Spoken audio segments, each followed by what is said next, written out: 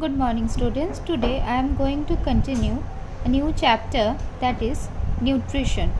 Now I am moving to the next slide. Now see what is nutrition. It is the process of taking in food and converting it into energy and other vital nutrients required for life. Nutrients are the substances which provide nutrition. All living organisms need nutrients for proper functioning and growth, but they show divergence in how they fulfill this demand.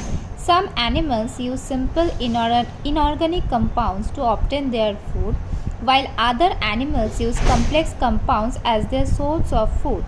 The mode of nutrition varies from one species to another.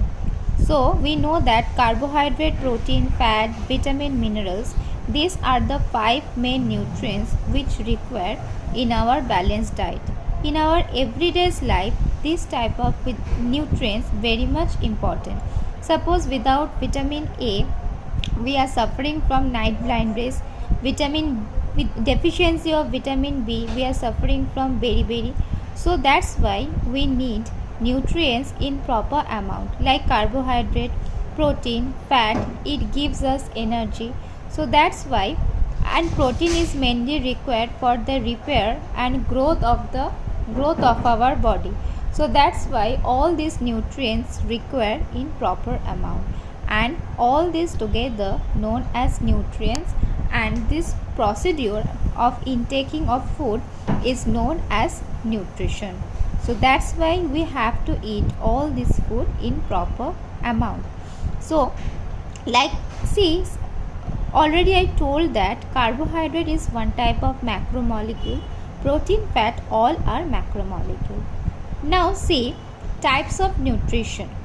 Broadly, there are two types of nutrition among living organisms, namely autotrophic nutrition and heterotrophic mode of nutrition. Now, what are autotrophs? Plants which possesses chlorophyll and prepare their own food from carbon dioxide and water in presence of sunlight are called autotrophs. Example, green plants and mango. So, we know that plants have chlorophyll, so that's why in presence of sunlight they can able to produce their own food. So this type of or this mode of nutrition is known as autotrophic nutrition, and here plants are known as autotrophs, and heterotrophs, plants or animals which depend on other for host plant or decaying the organic matter for nutrition is called heterotrophs, like fungus. Okay, they are mainly heterotrophs because they don't have chlorophyll. So that's why in 5 kingdom system of classification they are different. So that's why mainly fungus show heterotrophic mode of nutrition, and they are mainly differentiated into saprophytic, parasitic. Now see what is parasitic nutrition. This mode of nutrition is the characteristic of parasites, and the parasites live inside the body of their host. So the parasites are dependent either wholly or partially on the host for nutrition. So that means the parasites are the organism which draw their nutrition from living organism. They are known as parasites. So parasitism means one is mainly sufferer and other get nutrition from you can say from living organism. So that is parasitic nutrition.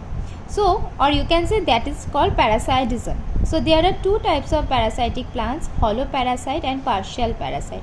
Holoparasite means when plants completely dependent on others for nourishment, that is called holoparasite, like Cuscuta. And partial means some plant partially, that means not completely dependent on other for their nutrition, that is Viscum album. So parasitism can be divided into two, holoparasite and partial parasite. Holo means completely dependent on others, that means completely draw nutrition from living organisms, so that is called holoparasite. And when they partially dependent on others for their nutrition, that is called partial parasite. So this is parasitism. And another type of nutrition, or you can say another mode of nutrition, is called saprophytic. Okay, so that is parasitic nutrition, which is mainly divided into two: holoparasite and partial parasite.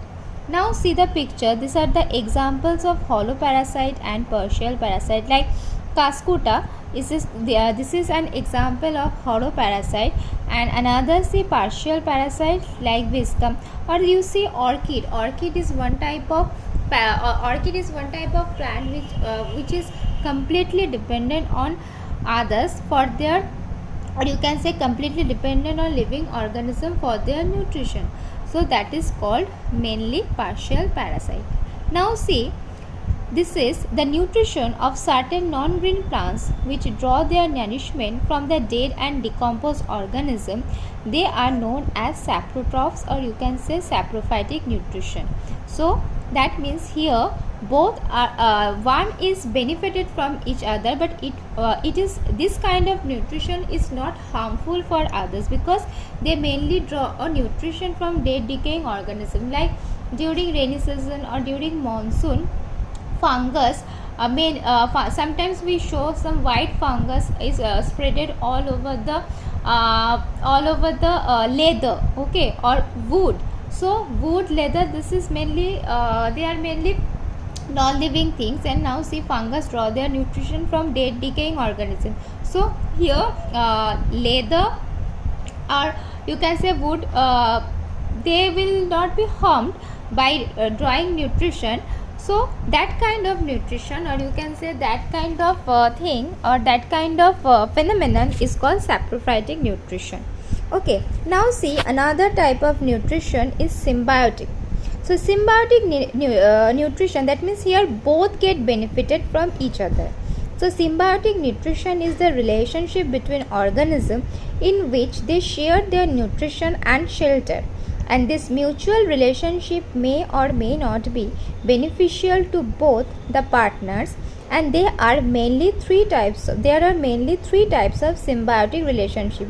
See, again I am saying both get benefited from each other.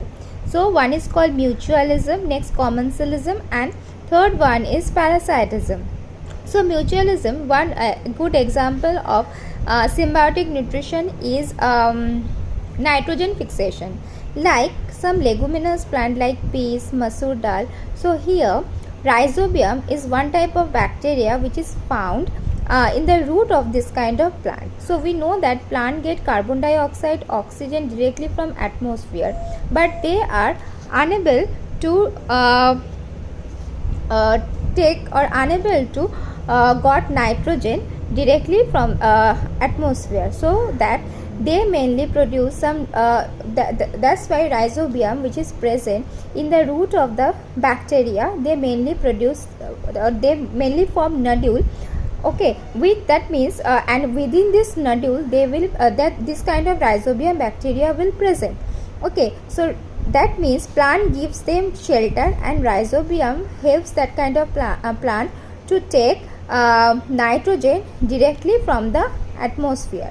So that's why this is symbiosis. So see the example: symbiosis between bacteria and plant Rhizobium leguminosarium, mainly residing in the root nodules of the leguminous plants, and are capable of fixing atmospheric nitrogen and from nitrate and supplied to the plant, in which on the plant provides the carbohydrate and food and shelter to the bacterium. So see, they mainly present within the nodules of the root, so that mainly this rhizobium gets shelter from that plant, and plant get nitrogen from that rhizobium. So that's why if the leguminous plant is present in the crop field, that means that type of crop field mainly contain huge amount of nitrogenous fertilizer. So this kind of relationship is called symbiosis.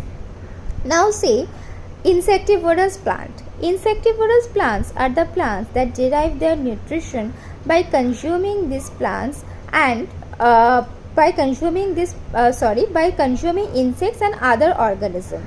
So these plants grow in humid areas where plenty of sunlight and moisture is found, and the nutrients in the moist soil are scarce. So that is why they trap and digest insects to absorb nutrients. Venus flytrap, pitcher plant, cobra lily are some of the insectivorous plants found in North America, and they are often called carnivorous plants. So because they eat, they take their nutrition from living organisms like insects, because insect contains many proteinaceous parts. So plant get proteins from that particular insect. So that's why this type of plants known as insectivorous plants. Okay, the leaves of the plants are modified in the form of traps, and the trapping mechanisms are designated as active or passive depending upon whether they may move to capture the prey or not, and the different type of traps found in insectivorous plants, which are mentioned below. First, see pitfall traps, and these are found in a pitcher plant, and they comprise of a hollow lip with a lid filled with liquid to digest the prey. Snap traps. These type of traps are found in Venus flytrap, and they shut their lips rapidly as the prey touches the trigger hair. So these are different types of insectivorous plants, which mainly draw nutrition from that particular plant. So this is another type of or another method of nutrition. Now see bladderwort traps, and these are commonly found in Articularia, and they use a partial vacuum to suck the small organisms. Flypaper trap. These traps are sticky and adhesive, and the leaves are covered in stalked glands that secrete sticky mucilage. Now see lobster pot traps. These are found in corkscrew plants, and they possess downward pointing hair that pushes the prey deep inside the trap. The insectivorous plants digest the prey chemically using enzymes and bacteria, and the end products of the chemical break down and are absorbed by the plants with the help to help them survive under unfavorable conditions. Insectivorous plants mainly got their nutrition from insect. Okay, because they mainly grow some ground or some mud which are not mainly this kind of mud or this kind of soil consisting of or shows deficiency of nutrition. So that's why they intake nutrition or nutrients from by catching their prey. So that's why this type of